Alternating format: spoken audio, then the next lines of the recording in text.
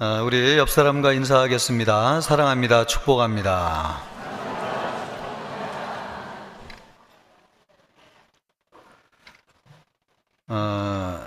사랑으로 사는 것만큼 좋은 것이 없죠.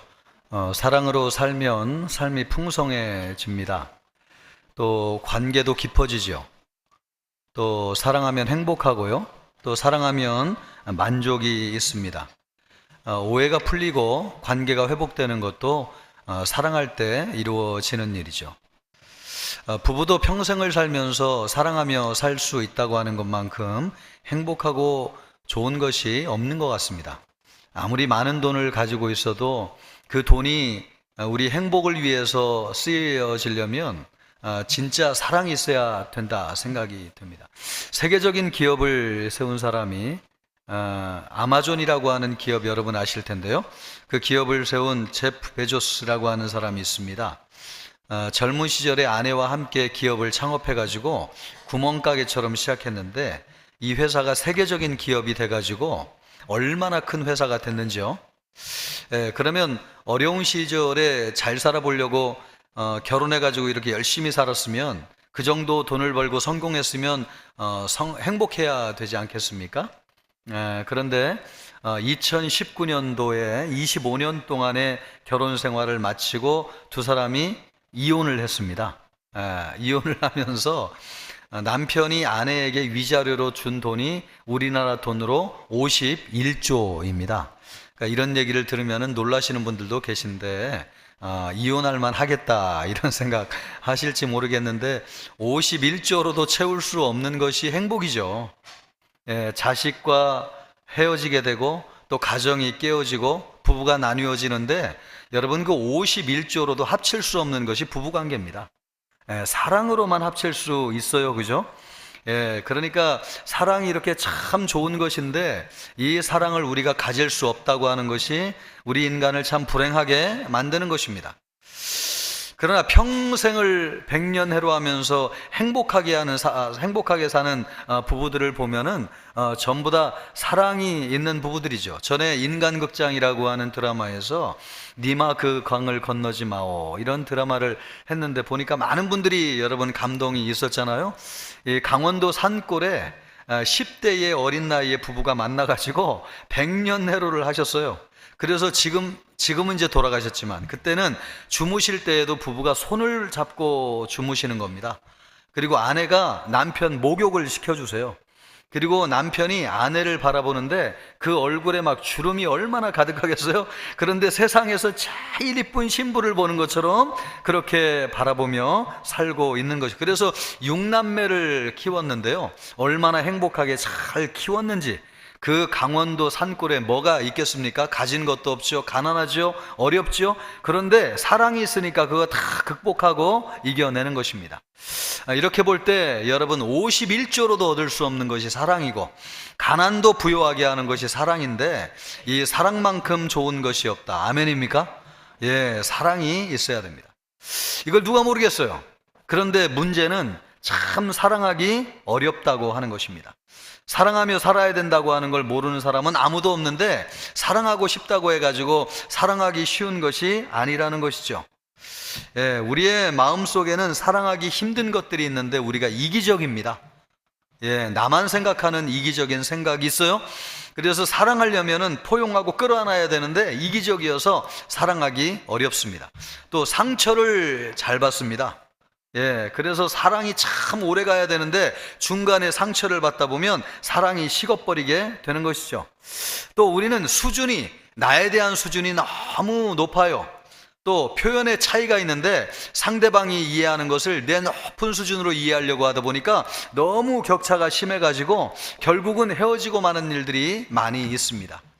또 여러분 자존심을 버려야지 사랑할 수 있지 않습니까? 사랑하려면 용납하고 포용해야 되는데 우리 마음속에 자존심이 있어가지고 용납하지 못하잖아요.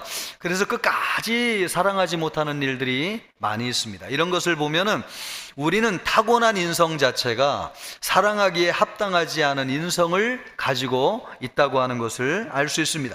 그래서 많은 사람들이 사랑하고 싶지만은 사랑하지 못하는 거죠. 헤어지기도 하고 깨어지기도 하고 나뉘어지기도 하고, 그래서 인생의 불행이 찾아와요. 누구나 원하는 사랑을 할 수 있다면 이 세상은 다 행복하고 평안할 것입니다. 그러나 실상은 그렇지 않습니다. 그런데 실상은 그렇지 않은 우리를 향해서 오늘 예수님께서 어떤 말씀을 하시냐니까 사랑하라고 하는 말씀을 하고 있습니다. 예수님이 이 말씀을 하시게 된 데는 이유가 있는데, 한 율법사가 예수님을 찾아와 가지고 예수님을 시험하면서 물었습니다. 예수님, 36절 말씀을 보면, 선생님, 율법 중에서 어느 계명이 크니까? 유대인들은 구약 성경의 율법을 지키기 위해서 세분화해 가지고 613가지로 나누어 놓았습니다. 그러니까 613가지의 계명을 다 지켜야지 계명을 지키는 것인데, 이것이 물리적으로 불가능하잖아요. 그래서 유대인들은 항상 그러면 우선순위를 정해가지고 이 계명 가운데서 제일 중요하고 큰 계명이 무엇인가, 이것을 물었어요. 그래서 예수님에게도 지금 그걸 묻는 겁니다. 계명 중에서 제일 중요하고 큰 계명이 뭡니까? 이렇게 물었더니 예수님께서 우리가 누구나 알고 있는 너무너무 유명한 말씀을 37절로부터 38절까지 하고 계신 거예요. 그 말씀이 무엇입니까? 예수께서 이르시되 내 마음을 다하고 목숨을 다하고 뜻을 다하여 주 너의 하나님을 사랑하라 하셨으니 이것이 크고 첫째 되는 계명이요. 원문 그대로 하면 너는 주 너의 하나님을 사랑하라. 온 마음을 다하여, 또 온 목숨을 다하여, 또 온 뜻을 다하여. 이것이 크고 가장 중요한 첫 번째 계명이다. 그래서 예수님이 제일 먼저 우리에게 말씀하신 것은 너희는 하나님을 사랑하라 그러면서 마음과 목숨과 뜻을 다하라고 하셨는데, 그러면 이것을 좀 구체적으로 알기 위해서 말이에요, 하나님을 어떻게 사랑해야 되는가 알기 위해서 마음과 목숨과 뜻이 뭔가, 이 마음이라고 하는 것은 원문으로 하면 카르디아라고 하는 말인데, 내면, 중심 이런 뜻이에요. 그러니까 우리의 중심을 들여가지고 진심으로 하나님을 사랑하라 이런 뜻이라는 거죠. 또 이 목숨이라고 하는 것은 푸시케라고 하는 말로 호흡, 생명을 이야기하는 것입니다. 그러니까 하나님을 사랑할 때 우리의 생명을 바쳐가지고 하나님을 사랑하라 이 말씀인 거죠. 그러니까 또 뜻이라고 하는 말은 디아노이아라고 하는 말인데, 지각, 의지라고 하는 뜻을 가지고 있어요. 여러분, 우리는 의지가 있잖아요. 이런 의지를 총동원해 가지고 전심전력으로 하나님을 사랑해라 이런 말씀이에요. 여러분 이해가 가십니까? 예, 아멘 하셨습니다. 예, 바로 그런 뜻이에요. 그러니까 진심으로 하나님을 사랑하는 것이고, 또 목숨을 바쳐서 사랑하는, 목숨 바쳐 사랑할 수 있습니까? 봐요, 아멘 안 하잖아요. 여러분 의지를 총동해서 동원해서 사랑하라고 하시는데, 여러분 교회 오기 싫을 때 내가 교회 가야지 이렇게 온 사람 있습니까? 있습니다. 그런데 그렇게 못한 사람도 있습니다. 이것을 볼 때 의지를 총동원해 가지고 하나님을 사랑한다고 하는 거 참 쉽지 않아요. 여러분 이 말씀을 우리가 수도 없이 들었습니다. 그래서 누구나 기독교인이면 하나님을 어떻게 사랑해야 됩니까? 마음을 다하고 목숨을 다하고 뜻을 다해야 됩니다. 수도 없는 설교를 통해서 말씀을 들었습니다. 그런데 목사인 저도 솔직하게 이야기하자면 문자적으로는 고개가 끄덕여져요. 머리로는 이게 무슨 뜻인지 알겠어요. 그러나 이 말씀이 그림으로 그려지지는 않아요. 마음에 확 와닿아가지고, 그래 정말 하나님 마음을 다해가지고 막 목숨을 다해가지고 내가 뜻을 다해가지고 사랑해야 되겠다, 이것이 그림으로 다 그려지지는 않아요. 예, 그러다 보니까 대부분 이 말씀을 알면서도 어떻게 생각하냐면, 그래 열심히 하나님 사랑하라는 거지, 최선을 다해서 하나님 사랑하라는 거지, 어려워도 할 수 없지 뭐, 이렇게 이 말씀을 이해한단 말이에요. 그러니까 이 말씀을 그냥 우리 수준에 받아들여 가지고 마음과 목숨과 뜻을 다해서 하나님은 사랑하라고 하셨는데, 우리는 우리 수준에서 하나님을 사랑하게 되는 것이죠. 그러니까 여러분 이것을 뜻을 정확하게 안다고 해도 사실은 우리 자신이 이 말씀대로 하나님을 사랑한다는 게 참 어렵습니다. 왜 그래요? 우리가 여러분 얼마나 이기적이에요. 우리가 얼마나 자기중심적입니까?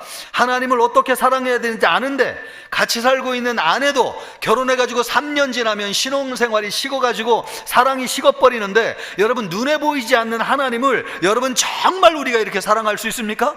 눈에 보이는 사람도 이렇게 사랑하기 어려운데 눈에 안 보이는 하나님을 정말 마음을 다하고 막 생명을 다하고 막 의지를 다해가지고 하나님을 사랑할 수 있느냐?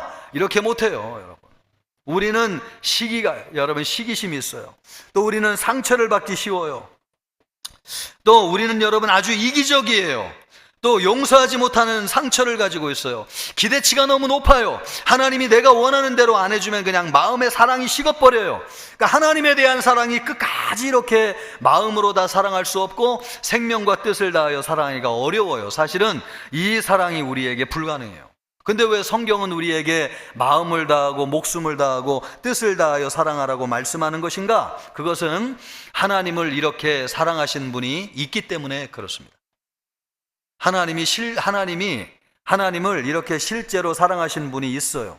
그분이 누구세요? 그렇습니다, 여러분. 이것은 우리 인간의 사랑이 아니에요. 이것은 누구의 사랑이냐? 예수님의 사랑이에요. 왜냐하면 예수님만이 하나님을 이렇게 사랑하셨기 때문에 그렇습니다. 아멘입니까? 그러므로 여러분, 우리의 인간적인 사랑으로는 하나님의 사랑에 성공할 수 있는 사람이 아무도 없어요. 우리는 어떻게 사랑해야 됩니까?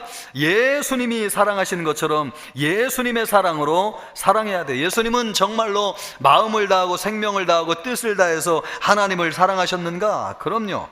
우리 예수님은 여러분 하나님을 그렇게 사랑하셨습니다.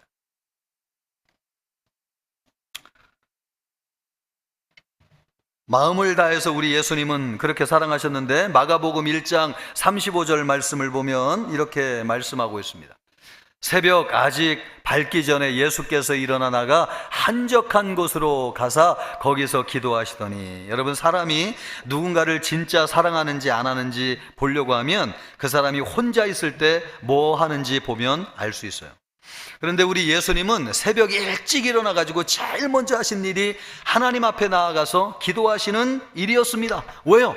하나님을 사랑했기 때문에. 그러면 여유가 있어 가지고 아니요. 그 전날 사역으로 인해 가지고 너무 지치고 피곤한 상태였는데 그 다음 날 새벽에 일찍 일어나 가지고 하나님 앞에 나아가서 기도하면서 하나님과 교제했습니다. 이거는 뭘 얘기하는 것입니까? 진짜 하나님을 사랑하지 않으면 이럴 수 없다는 것이죠. 또 누가복음 6장 12절 말씀을 보면 예수님께서 이렇게 하셨는데, 누가복음 6장 12절 말씀을 보십시오.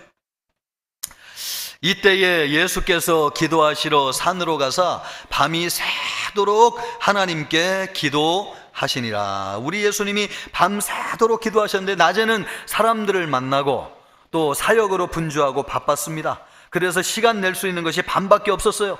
가장 사랑하시는 하나님을 만나기 위해서 예수님이 그 피곤을 무릅쓰고 밤중에 하나님 앞에 나아가가지고 밤새도록 기도했어요. 왜요? 하나님을 사랑하지 않으면 이렇게 기도할 수 없는 것이죠. 이것을 볼 때에 우리 예수님은 진짜 진심으로 마음을 다해서 하나님을 사랑했다고 하는 것을 알 수 있습니다. 아멘입니까? 여러분, 우리 예수님은 진심으로, 여러분도 하나님을 이렇게 찾을 때가 있습니까? 그것은 우리가 하는 것이 아니고요, 우리 안에 계신 예수님의 사랑이 우리를 그렇게 하는 것입니다. 오늘 여러분이 교회 나올 때에 피곤하고 지쳐가지고 나오기 힘든 사람이 있었을 텐데, 그래도 마음속에 그래, 내 사랑하는 하나님을 만나 뵈어야지, 이런 마음으로 나왔다면 여러분 안에 하나님이 계신 줄 믿습니다. 여러분 안에 예수님의 사랑이 여러분을 주장하고 있는 줄 믿습니다. 예수님은 그런 분이셨어요. 진심으로 하나님을 사랑했어요. 그래서 피곤해도 하나님을 만나는 게 제일이었어요. 그 사랑이 우리에게 있기 때문에 우리도 하나님을 그렇게 사랑하게 되는 것입니다. 또 우리 예수님은요, 진심으로 하나님을 사랑하셨을 뿐만 아니라 생명을 바쳐가지고 사랑하셨어요. 빌립보서 2장 8절 말씀을 보면은 죽기까지 복종하셨으니 고 십자가에 죽으심이라. 우리 예수님은 죽음까지도, 목숨까지도 바쳐가지고 하나님을 사랑하셨어요. 그럼 왜 하나님이 목숨을 바치셨는가? 이것은 하나님과 관계가 있는데요, 요한복음 10장 17절 말씀을 보십시오. 내가 내 목숨을 버리는 것은 그것을 내가 다시 얻기 위함이니 이로 말미암아 아버지께서 나를 사랑하시느니라. 그러니까 예수님이 목숨을 버리는 것은 하나님과 관계가 있는 것입니다. 우리 하나님을 사랑하셨기 때문에 예수님은 자기의 목숨을 버리셔가지고 우리를 구원하셨습니다. 예수님이 말씀하시잖아요.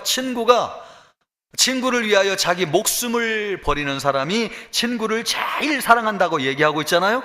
그러니까 우리 하나님은요, 목숨을 들여가지고 하나님을 사랑할 정도로 우리 하나님을 너무너무 사랑하셨어요. 그러므로 목숨을 들여서 사랑하는 사랑은 예수님의 사랑이지 우리의 사랑이라고 할 수 없습니다.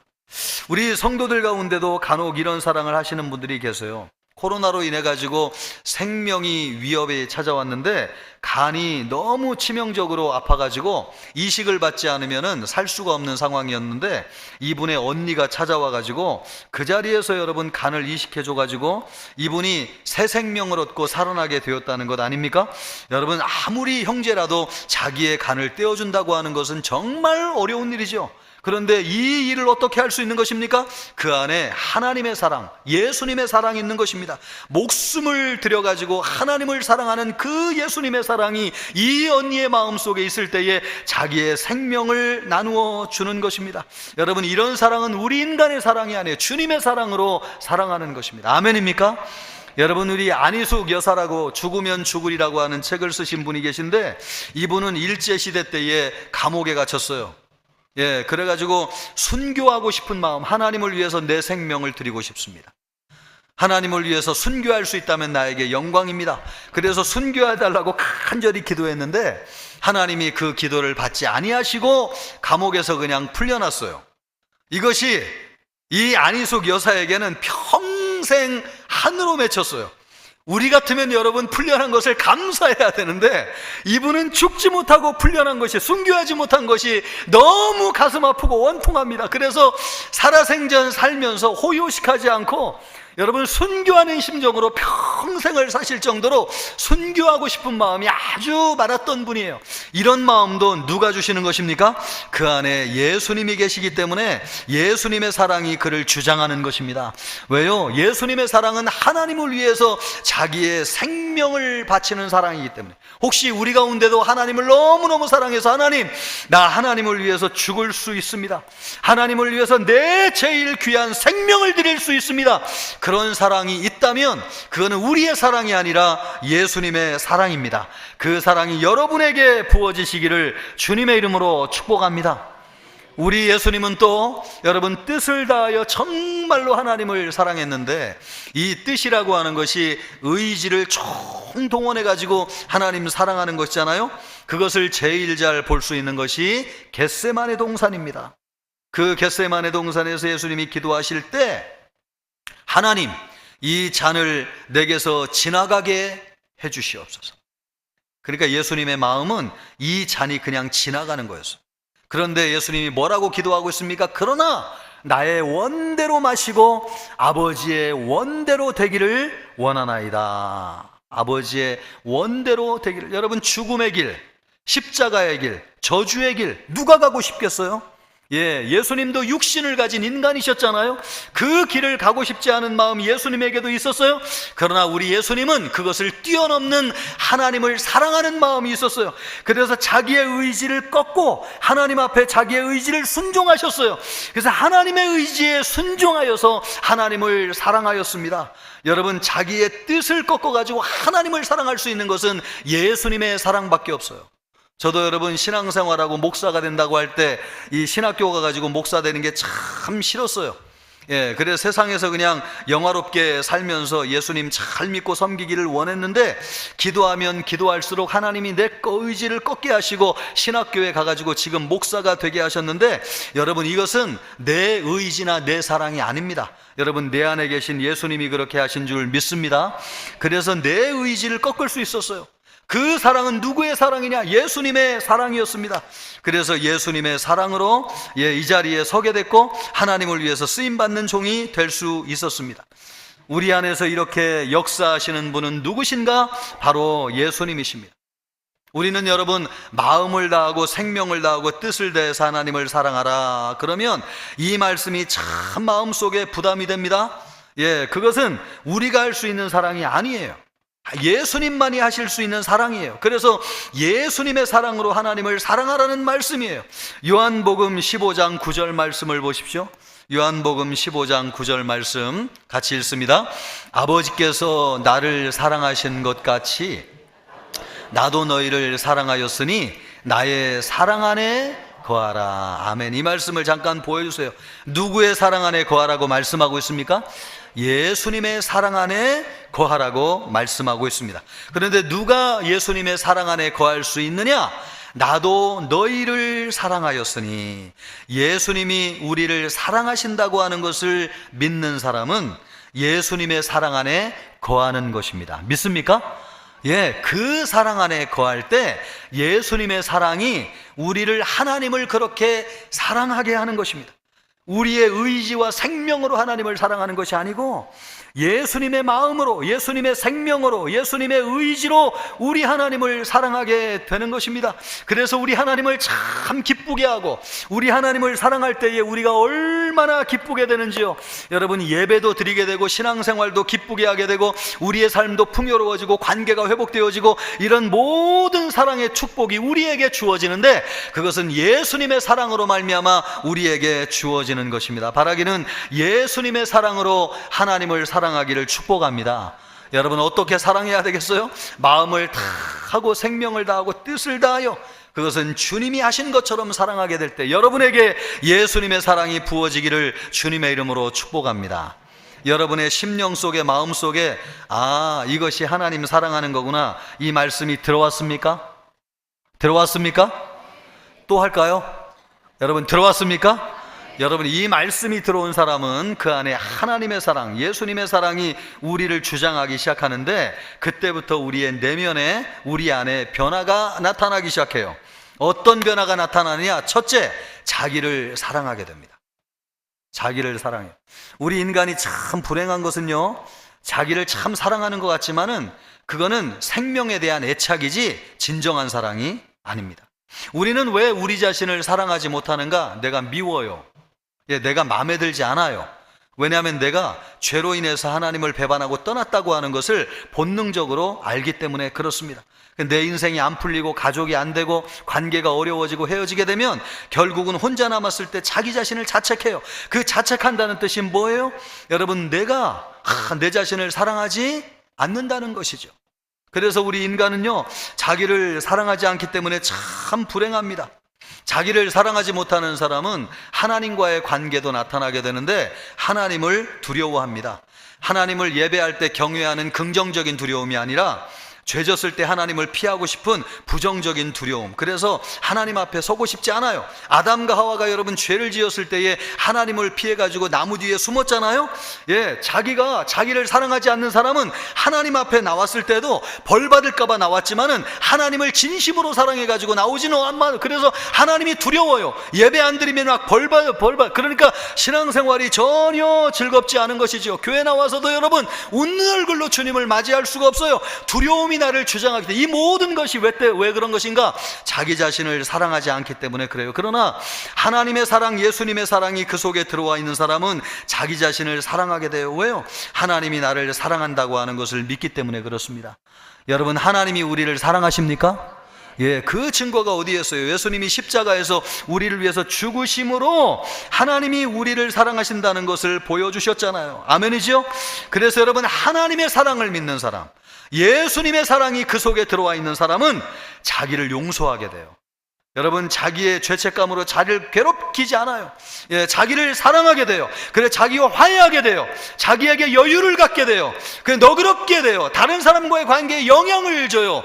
주님과의 관계가 회복돼요. 예배가 회복돼요. 찬양이 즐거워요. 말씀을 듣는 시간이 기뻐요. 이 모든 것이 여러분, 자기에 대한 올무를 풀어줄 때, 죄책감에서 해방되게 될 때, 그것은 하나님의 사랑이 우리를 주장할 때입니다. 여러분 자신을 하나님의 사랑으로 사랑하기를 주님의 이름으로 축복합니다. 그래서 여러분, 집으로 돌아가면서 여러분을 힘들게 하지 마시고, 여러분을 정죄하지 마시고, 여러분을 감옥에 가두지 마시고, 여러분에게 자유를 선포하시고, 여러분에게 기쁨이 임할 소망, 주님의 이름으로 축원합니다. 여러분 자신을 여러분 용서하시고 사랑하는 여러분이 되기를 주님의 이름으로 축복합니다. 또 하나, 하나님의 사랑이 우리 안에 들어왔을 때에 우리 안에 나타나는 변화는 이웃을 사랑하게 된다는 것입니다. 예수님이 말씀하시기를 내 이웃을 내 몸과 같이 사랑하라 하셨으니 이것이 그것 두 번째 되는 계명이라. 그러니까 여러분, 자기를 사랑하지 못하는 사람은 다른 사람을 사랑할 수가 없는 거죠. 근데 하나님의 사랑을 힘입어 가지고 나를 사랑하게 되는 사람은 그 증상이 이웃에게 다른 사람을 사랑하게 됩니다. 여러분, 부부싸움 많이 하는 부부도 하나님의 사랑으로 인해서 자기를 용서하고 사랑하는 사람은 남편과 아내와의 관계가 회복되어지는 줄 믿습니다. 예, 이웃과의 관계도 회복되어져요. 예, 하나님의 사랑이 다른 사람, 우리가 여러분 불행한 이유가 무엇입니까? 이웃을 사랑하지 못하는 거죠. 왜 이웃을 사랑하지 못하느냐? 죄에 대한 책임을 상대방에게 전가하기 때문에 그렇습니다. 우리가 아담과 하와가 죄를 짓고 타락했을 때부터 아담은 하와에게 죄의 책임을 돌렸고 하와는 뱀에게 죄의 책임을 돌렸어요. 내가 죄를 짓고 잘못했는데 상대방에게 책임을 전가하면서 이웃사랑이 깨져버렸어요. 부부관계도 불행하게 되는 것은 이웃사랑이 깨졌기 때문에 그렇습니다. 그런데 이것을 회복하는 것은 내 죄 용서를 받고 하나님과의 관계가 회복될 때 나를 사랑하게 되고 죄책을 다른 사람에게 돌리지 않고 다른 사람을 사랑할 때 이런 일이 이루어지게 되는 것이죠. 예, 학교에서 아이가 맞아가지고 억울한 피해자가 되었습니다. 그런데 상대방의 부모가 그 책임을 자기 아이에게 뒤집어 씌웠습니다. 얼마나 여러분 분노가 일어나겠어요. 억울하게 당한 것도 힘든데 학교에서 왕따를 당한다고 생각하고 밤에 막 잠이 오지 않는 거죠. 그런데 이 어머니를 어떤 한 성도님이 교회로 전도했습니다. 어릴 때부터 교회를 다녔지만은 말씀을 들어서 알고 있었지만은 신앙을 제대로 알지 못했어요. 전도를 받아가지고 교회를 나갔는데 너무 힘드니까 하나님을 의지하고 기도할 수밖에 없잖아요. 그런데 기도하는데 하나님이 자기를 사랑한다고 하는 것을 알게 되었습니다. 예수님이 십자가에서 죽으심으로 나를 사랑하셨다고 하는 것이 믿어지고 받아졌어요. 그러면서 무슨 생각의 변화가 왔냐면 하나님이 나 같은 죄인도 받아주시고 용서하셨는데 내가 누군들 용서하지 못하겠느냐. 그래서 이웃을 용서할 수 있는 마음이 생겼습니다. 여러분, 이런 놀라운 이웃사랑은 어디서 오는 것인가? 여러분, 예수 그리스도의 사랑이 우리에게 주는 것인 줄 믿습니다. 오늘날 많은 사람이 다른 사람을 사랑하지 못해가지고 괴로워요. 헤어지고 또 다른 사람을 만나면 해결될까? 아니요. 다른 사람을 만나도 똑같습니다. 직장을 옮기면 나를 힘들게 하는 사람이 거기에는 없을까? 아니요. 거기에 더 세고 두렵게 하는 사람이 우리를 기다리고 있습니다. 여러분, 이것은 다른 곳에 옮긴다고 해결되는 문제가 아니에요. 여기에서 풀려질 때 다른 곳에서도 풀려질 수 있습니다. 여기가 어디입니까? 우리 마음입니다. 우리 마음에서 이 사랑의 문제가 해결되게 될 때에 다른 사람도 사랑하게 되는 역사가 이루어지게 되는 것입니다. 그러므로 여러분, 이 이웃사랑의 놀라운 축복이 어디에서 오느냐? 예수님의 사랑이 우리에게 부어질 때에 다른 사람과의 관계가 회복되고 다른 사람을 사랑하게 됩니다. 우리 모두에게 그와 같은 은혜와 축복이 있기를 주님의 이름으로 축복합니다. 그래서 예수님이 우리에게 말씀하시기를 사랑으로 살라, 사랑으로 살라, 이렇게 말씀하고 있습니다. 사랑으로 살기 위해서 오늘 우리가 간단하게 우리에게 적용해야 될 두 가지 내용이 있다고 봅니다. 첫째는 그것이 무엇이냐? 말씀이 우리 안에 들어와야 됩니다. 하나님의 사랑은 말씀이 우리 안에 들어올 때 믿어집니다. 오늘 여러분, 하나님의 말씀이 여러분의 심령에 심겨지기를 주님의 이름으로 축복합니다. 아, 하나님 사랑하는 것은 예수님처럼 사랑하는 것이구나. 내 힘으로는 하나님 사랑할 수 없지만 내 안에 계신 예수님 때문에 하나님을 사랑할 수 있구나. 아멘입니까? 요것이 믿어지는 사람은 그 심령 속에 하나님의 말씀이 거하고 사랑의 능력이 나타나게 됩니다. 그러므로 여러분, 이 말씀이 우리 안에 들어와야 돼요. 들어오기를 주님의 이름으로 축복합니다. 한 성도님이 늘 신앙생활하면서 성경 말씀을 읽었는데 10번 이상 성경을 읽었어요. 그런데 탕자의 비유를 어느 날 읽다가 전에는 발견하지 못한 말씀을 발견했는데 아버지가 아들들에게 각각 그 소유를 나누어 주었더니, 전에는 작은 아들에게만 아들이 재산을 나누어 준 줄 알았어요. 그런데 그날 그 말씀을 보니까 큰아들에게도 재산을 나눠준 겁니까? 안 나눠준 겁니까? 나눠준 거죠. 각각 재산을 나누어 주었다고 말씀하니까 그 말씀을 듣는 순간 하나님이 자기를 사랑한다고 하는 것이 믿어졌어요. 작은 아들에게만 재산을 준 것이 아니고 큰아들과 같은 나에게도 하나님이 재산을 나눠주셨구나, 나에게도 하나님이 주신 것이 있구나, 그것이 믿어지면서 하나님의 사랑이 믿어졌습니다. 여러분, 하나님의 말씀이 우리의 심령 안에 들어갈 때에 하나님의 사랑이 우리 안에 역사해요. 아멘입니까? 그래서 하나님의 말씀이 이 시간 여러분의 심령 안에 들어가길 바라고, 여러분이 집에 돌아갈 때에 이 말씀 간직하고 돌아가는 여러분 되기를 주님의 이름으로 축복합니다. 다 잊어버려도 이건 잊지 마세요. 하나님을 어떻게 사랑할 수 있는가? 마음과 목숨과 뜻을 다하여 사랑하는데, 아니다, 이거 우리가 그렇게 사랑할 수 없다. 누구의 사랑으로 그렇게 사랑하라고요? 예수님의 사랑으로 사랑하라는 것입니다. 이거 한 가지만 여러분의 심령 속에 심겨지면 여러분 하나님 사랑하게 될 줄 믿습니다.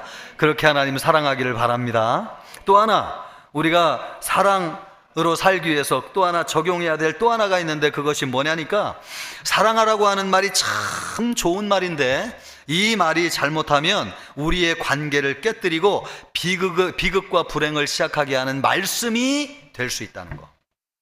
언제 그렇게 되겠어요? 이 말씀을 나에게 적용하지 않고 상대방에게 적용하는 순간 이 사랑은 축복이 아니라 저주가 됩니다. 그래서 여러분, 부부가 같이 사는 가정에도 사랑하라는 말이 난무하잖아요.